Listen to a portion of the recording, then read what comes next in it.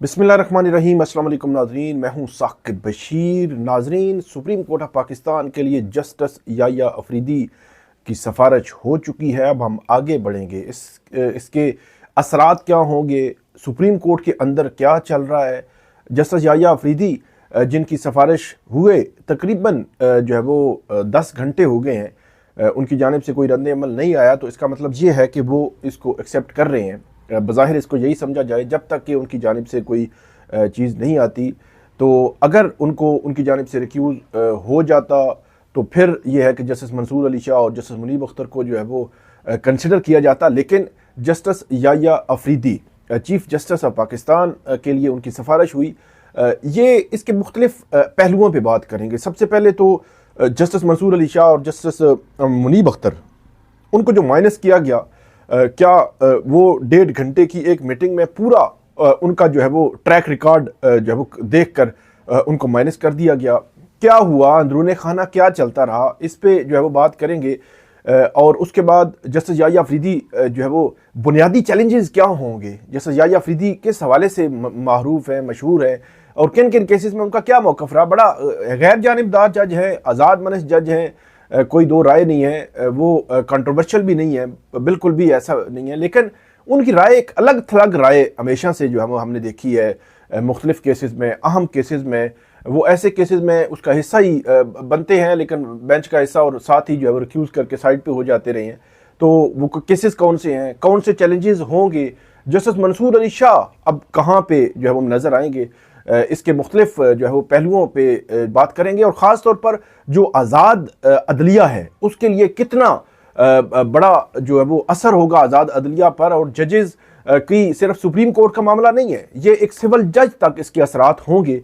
इस सारे जो है वो तनाजुर पे बात करते हैं तफसील के साथ। आप हमारे साथ रहिएगा, हमारा यूट्यूब चैनल सब्सक्राइब कर लें, बेल आइकन का बटन प्रेस कर लें, ताकि जब भी हमको वीडियो अपलोड करें तो फ़ौरन उसका लिंक आपको मिल जाया करे। जस्टिस मंसूर अली शाह, जस्टिस मुनीब अख्तर को माइनस किया गया पार्लिमानी कमेटी की जानिब से, और ये 9 रुकनी कमेटी थी, जिसमें जो कामरान मुर्तज़ा हैं, सेनेटर कामरान मुर्तज़ा JUIF से, वो उन्होंने मुखालफत की। बाकी 8 मेजॉरिटी थी, उनकी 2/3 मेजॉरिटी थी, तो उनकी जानिब से इस पर इत्तिफाक किया गया और जस्टिस याया अफरीदी को चीफ जस्टिस ऑफ पाकिस्तान जो है वो नामजद किया गया। अब सवाल ये है कि जस्टिस मंसूर अली शाह, जिन्होंने लाहौर हाई कोर्ट में बतौर जस्टिस, फिर जज के बतौर, फिर उसके बाद जो है वो chief justice Lahore high court के सर्व किया, और वहाँ पे बड़ी तवील उनकी हिस्ट्री है। और जस्टिस मंसूर अली शाह जदीद जो टेक्नोलॉजी है उसके इस्तेमाल को जो है वो आम करने, जुडिशरी में आम करने के हवाले से,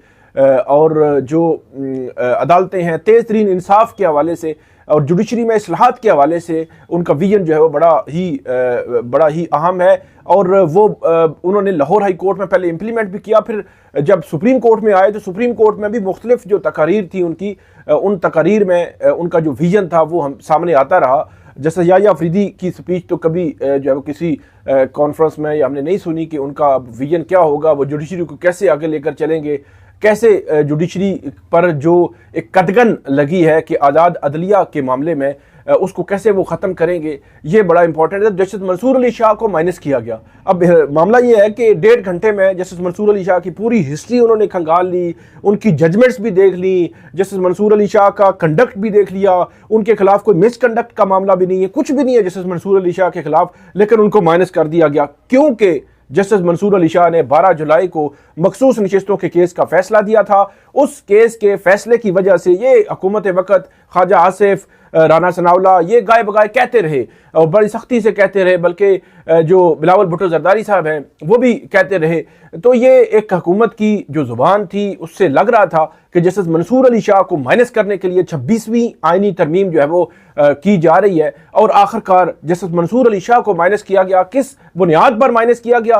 क्योंकि जो इन कैमरा प्रोसीडिंग्स है, तो अब वो प्रोसीडिंग सामने नहीं आएंगी, तो उसका जो है वो उस पर आप कोई बात भी नहीं हो सकती कि किन बुनियादों पर जो है वो माइनस किया गया। कोई बुनियाद नहीं, कोई कुछ नहीं। तो जस्टिस मंसूर अली शाह जी 1.5 घंटा बैठे और उसके बाद जी माइनस हो गए। जस्टिस मुनीब अख्तर क्यों माइनस हुए? उनके चेहरा हमें पसंद नहीं है, तो बस वो जो है वो माइनस हो गए।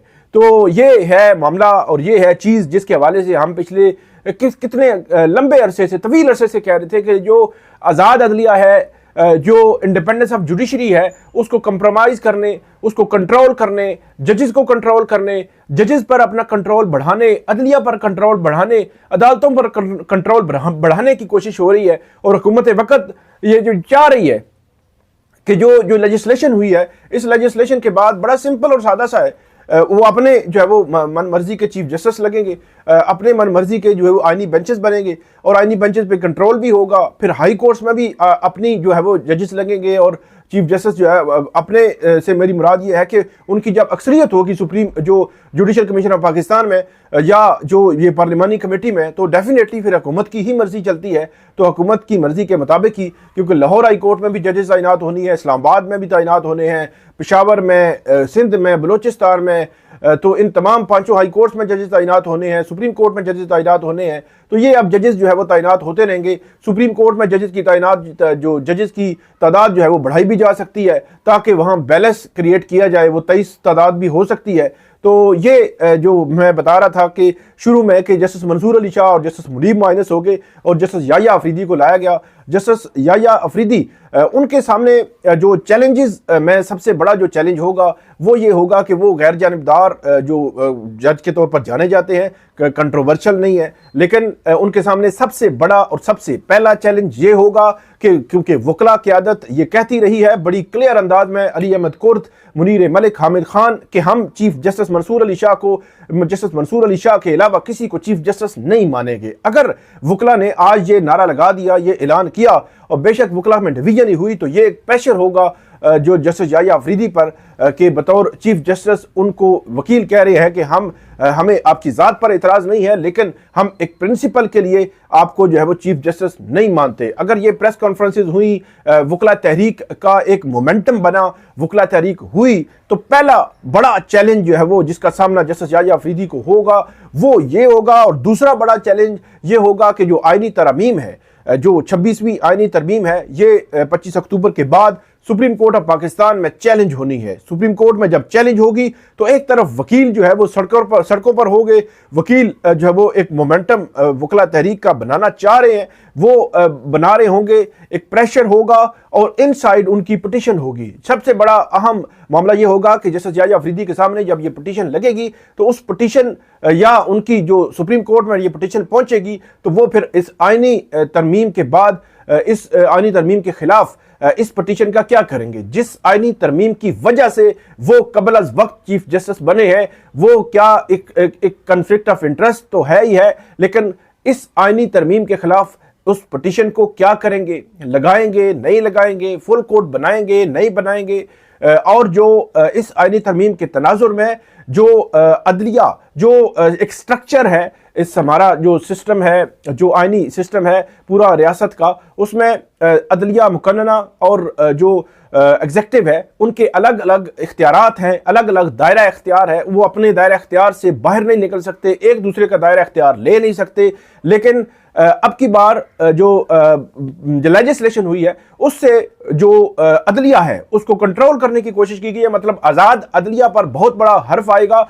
अगर इसको ये प्रोटेक्ट जो है वो करेंगे या नहीं करेंगे, ये अब देखना है कि जस्टिस याया अफरीदी जो है वो किस तरफ जाते हैं। 2007 की जो वकला की तहरीक थी उसमें जस्टिस याया अफरीदी, जस्टिस अतर मिनल्ला, जस्टिस मंसूर अली शाह का जो एक्टिवली तो नहीं रहे बहुत ज़्यादा, लेकिन जो है वो जस्टिस याया अफरीदी भी थे, वो भी जो है वो कहीं ना कहीं थे ये वकला तहरीक, क्योंकि उस वक़्त आज़ाद अदलिया पर, इंडिपेंडेंस ऑफ जुडिशरी पर हर्फ आया था।